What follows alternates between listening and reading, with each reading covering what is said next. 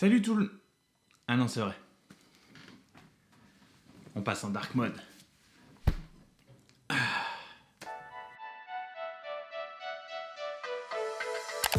Salut tout le monde, c'est Franck et on se retrouve aujourd'hui pour parler d'iOS 13. Je vous avais parlé il y a quelques temps des attentes que j'avais sur cette nouvelle version d'iOS. Aujourd'hui, ça y est, je l'ai depuis la sortie, donc depuis quelques jours, voire semaines maintenant, avec tous les correctifs qu'il y a eu, parce qu'ils en ont sorti un paquet, parce que j'ai mis iOS 13 le jour, l'heure de sa sortie. C'était sacrément buggé, donc là on a une série de mises à jour. Tout se passe beaucoup mieux. Et donc je vais enfin pouvoir vous dire ce que je pense d'iOS 13. Est-ce qu'il est à la hauteur de ce que j'attendais? Spoiler alert, pour moi c'est le meilleur iOS qu'on ait jamais eu sur un iPhone. Et on va bien entendu commencer par parler du Dark Mode. C'était le truc le plus attendu sur iOS 13. Et ouais, c'est quand même sacrément cool. C'est beaucoup plus joli.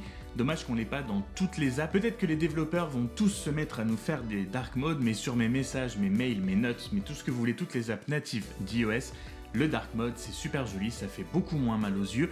Pour ce qui est de l'économie de batterie, j'avais dit que c'était un des trucs que j'attendais le plus, l'économie de batterie grâce au dark mode. Je peux pas vraiment comparer parce que j'activais pas le temps d'écran avant. Maintenant, je suis à entre 3 et 4 heures d'écran allumé par jour. Quand je finis la journée, j'ai toujours de la batterie sur mon téléphone.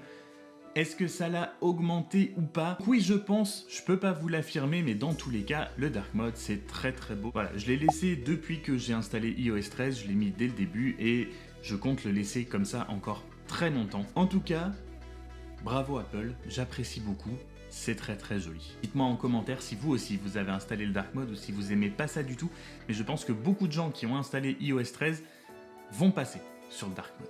Ensuite, autre très grosse attente que j'avais sur iOS 13, c'était Face ID, soi-disant plus rapide. On peut enlever le soi-disant, c'est incroyablement plus rapide. 30% selon Apple, c'est difficile de mesurer un pourcentage quand on parle de temps, mais oui, c'est concrètement beaucoup plus rapide. Ma copine a mis un petit peu de temps avant d'installer iOS 13, je lui ai dit attends parce que c'est encore bourré de bugs, donc du coup on a pu faire un petit peu la comparaison. Et oui, Face ID sur iOS 13 est beaucoup plus rapide et c'est très agréable. Le seul truc dommage, c'est toujours que on ne peut pas déverrouiller Face ID depuis à peu près tous les angles. Il faut toujours vraiment se pencher au-dessus de son téléphone pour que Face ID capte et détecte le visage. C'est dommage qu'il puisse pas, je sais pas si c'est matériel ou logiciel, mais ce serait bien qu'à l'avenir on puisse déverrouiller un petit peu ça, un petit peu plus facilement. Lors de la keynote, Apple avait annoncé un lancement d'applications jusqu'à 2 fois plus rapide, donc en d'autres termes, améliorer les performances et la vitesse de votre téléphone.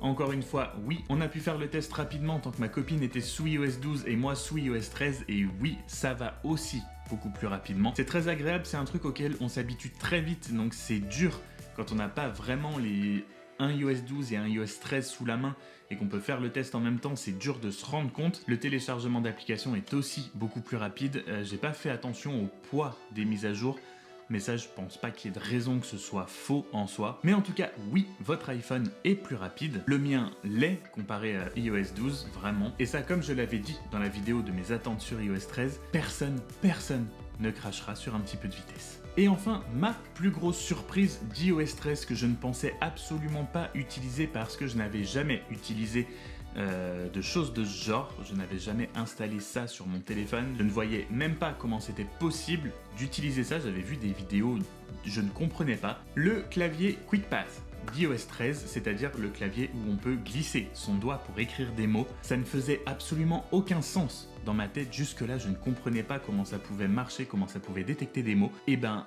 je me surprends à l'utiliser énormément. Je trouve ça hyper cool, je trouve ça très pratique, notamment à une main. Je trouve ça beaucoup plus agréable à utiliser plutôt que de devoir tapoter et lever, baisser ses pouces comme ça en permanence et devoir... Là, on glisse juste, c'est un peu un truc de feignant, certes, mais c'est vachement pratique à utiliser. C'est beaucoup plus agréable et beaucoup plus confortable quand on veut écrire quelque chose. Je l'utilise pas encore tout le temps, j'ai pas toujours le réflexe, mais je me suis surpris à vouloir essayer une fois. Je me suis dit, je vais pas rester bête, je vais essayer maintenant que c'est intégré.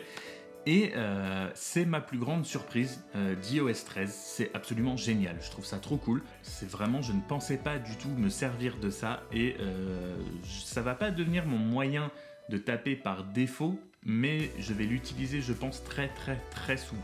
Et enfin, par rapport à la vidéo de mes attentes sur ce nouvel iOS, la chose que je n'ai pas encore pu tester, que j'ai pas encore pu découvrir, utiliser, j'ai pas eu l'occasion de m'en servir, c'est de s'enregistrer avec Apple au lieu de Facebook ou Google. J'ai pas encore créé de nouveau compte sur quoi que ce soit qui me permettait d'utiliser, s'identifier avec Apple. Ça, de toute façon, je sais que c'est quelque chose que j'utiliserai, j'attends juste de pouvoir le faire, mais c'est voilà, une addition absolument géniale à iOS 13. Donc j'ai pas pu encore l'utiliser, mais je n'attends que ça. Je vais pas créer un compte exprès, même si ça me ressemblerait beaucoup de le faire. Concrètement, pour finir cette vidéo sur mon avis sur iOS 13, c'est pour moi le meilleur iOS qu'on ait jamais eu sur un iPhone, le plus abouti, avec le plus de nouveautés utiles et vraiment sympas, qui sont pas toujours des grandes révolutions, mais ça apporte vraiment beaucoup de choses, et beaucoup de choses que j'aime personnellement. C'est pour ça que j'ai très peu attendu avant de passer dessus, parce que je voulais voir ce que donnait cet iOS 13.